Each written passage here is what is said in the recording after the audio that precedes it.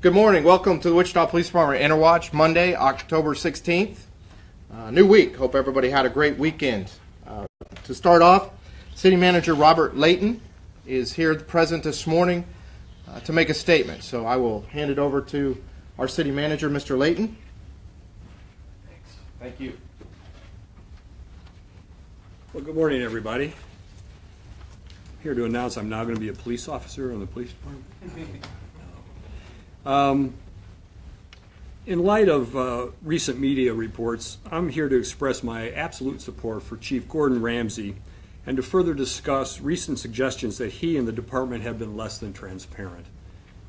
While the City of Wichita, including Chief Ramsey and the department, have indeed made commitments to be transparent with our community, that does not override our obligation to also protect the privacy of our employees, both former and current, including those who have made public statements that we are prohibited from rebutting. Our refusal to discuss cases involving employees is frustrating to the community. I know this. It is also frustrating to us. Be assured, however, that the city and the chief take any and all allegations of improper behavior very seriously, and that further investigation of the matters that have been discussed will be conducted, and at an appropriate time will be discussed with the media and the public at large. As a community, we also need to and will continue our discussions on when to release body camera footage. The debate on this is raging across the country. Know, however, that in that debate, Chief Ramsey is a consistent proponent for releasing footage as soon as possible, but has been met with legal concerns about such release impacting ongoing investigations. This is an issue that I talked to media representatives about at the time that we were adopting the policy, and we all agreed the policy was a good step in the right direction, but that we would continue to monitor it as we implemented it. To call into question the integrity of Chief Ramsey, however, is simply inappropriate. Chief Ramsey has brought a fresh vision to this community and has made great progress both in realigning the police department and in building trust between the department and our residents. He is honest, forthright, hardworking, and accomplished. He has yet to complete the many initiatives he believes are important inside and outside the department, but he has made progress. In a short tenure, he has already created an Hispanic Advisory Committee, a God Squad, and a Citizen Review Board to obtain more community input. He started to work on a new comprehensive model for addressing domestic violence. He's developed a more aggressive safety plan for Old Town. He's introduced non-lethal techniques for use whenever possible in difficult situations. And he's developed community police partnerships to better address mental health issues. He's made progress with our support and encouragement. That support and encouragement will continue. I stand with him as he continues to try and enact change that will benefit all of us, knowing that his integrity is above reproach and that his dedication to this community is profound. As they said, Rome was not built in a day, but I think the Chief has a good running start. Thank you again. I'll be glad to answer a few questions. What can you tell us about that investigation? I know that there have been a lot of rumors, and just what is it that you can say regarding the facts? Right. All I can, at this point, there isn't a lot I can say because we do know that information has been requested of us by another investigative body. We are in the process or have provided that information, but I don't want to do anything that would possibly jeopardize work that's being done by another agency. I'm not at liberty to talk about that. And as I said in my statement, I know this is difficult, and unfortunately, we're not the ones totally in control of the situation. So this, I'm really cautious to say too much at this time. One more question. Can you tell us how many personnel this involves? I do not have that number. If you're talking about those who are involved in the investigation, no, I do not have that number. Can you give us that number, or can you not? I actually don't, because people are operating under confidence and are not to, as I understand, are not to share information even with their supervisors. Thank you. All right. Appreciate the city manager coming to give us a statement this morning. I have 3 Interwatch items to cover. A burglary that occurred, an update on the fatality accident. We'll release the individual's name. And then also talk about our media briefing that will be tomorrow. Have a special briefing tomorrow as well. Case number 71377, a burglary of a business, 500 East 33rd Street North. 500 block of East 33rd Street North. Occurred yesterday night about 10 p.m. On Sunday, October the 15th, at approximately 10 p.m., officers were dispatched to a burglary in progress call at a warehouse in the 500 block of East 33rd Street North. The owner of the warehouse, a 46-year-old male, had received alarm notifications of someone possibly being inside of the warehouse. The owner arrived and found a broken window at the warehouse. Officers then arrived and surrounded the business when a suspect wearing a mask opened the door and began to exit.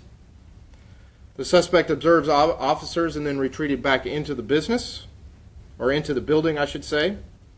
Officers entered the building, and the suspect, a 35-year-old male, was later located lying in insulation in the attic. He was arrested without incident and booked into jail for aggravated burglary, aggravated weapons violation, and destruction to property. So it was a great job by all the officers involved on this case in arresting this suspect involved in this burglary without incident. How was he found in insulation? Like, were canines used? Or? No, that they had went in and found him later after they heard some movement inside, and they located him. And the owner came to the warehouse before officers even arrived? Right, he had received some sort of notifications that there might be somebody inside. I know there's different technologies that businesses and homeowners can have that would alert them via, some sort of electronic device. And he received these, and officers then arrived later. Yep. What was the nature of the weapons violation? I don't have that information. I was looking into that, but all the reports have not been sent in yet, so I don't have that information. But it was an appropriate charge regarding the investigation of this case. You know what kind of warehouse that is? I don't have the specific warehouse, but it is a warehouse there in 500 block East 33rd Street, or 33rd Street North. Okay, update on the fatality accident. It occurred on the 13th, Friday, at approximately 5 p.m. in the 600 block of North Country Acres. The individual that pronounced deceased is identified as Wakely, W-A-K-L-E-Y, middle initial F, last name Ramey, R-A-M-E-Y, 39-year-old male of Wichita. So our thoughts and prayers go out to the family and friends of Mr. Ramey. How old and where was he from? 39, and he's of Wichita. That is the 24th fatality of this year. And do you know Sorry, go the ahead. cause of this accident? They're still investigating and working through reports and everything of this investigation. But I wanted just to give an update on the identity of the driver. Last thing I want to talk about is today marks the beginning of National School Bus Safety Week.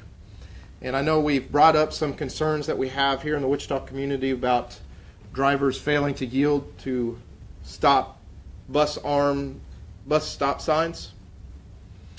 So the Wichita Police Department is providing the media an opportunity to observe school bus stop sign enforcement on Tuesday morning, October 17th, during National School Bus Safety Week, which runs again today through Friday. The theme of National School Bus Safety Week is #StopOnRed. Each year, the National Association for Pupil Transportation, NAPT, sponsors National School Bus Safety Week as a way to raise awareness about school bus safety. Additionally, First Student Bus Company officials will attend the Wichita Police Department media briefing at 10 a.m. on Tuesday, October 17th, to raise awareness about laws governing motorists passing school buses. And that briefing will take place at Central and Main tomorrow morning. Media wanting to observe the Wichita Police Department enforcement operations should email Wichita Police Department Public Information Officer Charlie Davidson at cdavidson@wichita.gov by 3 p.m. today. And I will send this out via email as well, this media briefing, this news release that I have. But it'll be an opportunity to see the enforcements that we're doing as a Wichita Police Department during National School Bus Safety Week and the work that we continue to do to make sure our children arrive home and arrive to school safely. So that will take place tomorrow morning, and then we'll have a 10 a.m. media briefing at Central and Main in conjunction with First Student. So it should be a good event, good opportunity. Hope everybody can participate and be involved in seeing the actions that we are working towards keeping our community children safe. What time in the morning? Email me and I will get it scheduled for you. I don't have all the times. As far as the enforcement, the media briefing's at 10. But as far as the enforcement, I will schedule that once I get the inquiries of who wants to participate, then I will get that set up. Okay? Any other questions? All right. It's supposed to be warmer today. Hope everybody has a great Monday and be safe out there.